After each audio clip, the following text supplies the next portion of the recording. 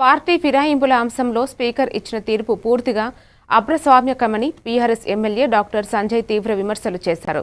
కాంగ్రెస్ ఎమ్మెల్యేలతో కలిసి ఎందుకు కూర్చున్నారని ప్రశ్నిస్తే బాత్రూం దగ్గరగా ఉందని సమాధానం చెప్పేంత దయనీయ స్థితిలో ఫిరాయించిన నేతలు ఉన్నారని ఎద్దేవా చేశారు. అనర్హత వేటుపై స్పీకర్ ఇచ్చిన తీర్పు జూబ్లీహిల్స్ ప్యాలెస్లోనే తయారైందని ఆయన ఆరోపించారు.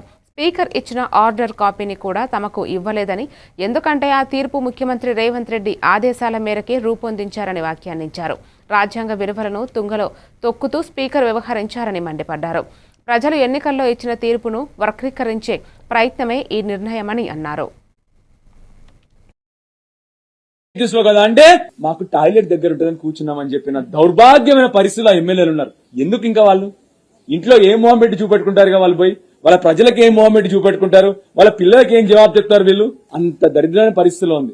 మా ఎమ్మెల్యే గారు లోపల మీటింగ్ లో ఆ ఆర్డర్స్ కాపీ ఆర్డర్స్ అడిగితే ఇప్పుడే వారున్న రూల్ బుక్ చెప్పినారు, రాజ్యాంగం ఏం చెప్తుందో చెప్పినారు, అయినా కూడా కనీసం ఆర్డర్ కాపీ ఇవ్వలేకపోయినారు.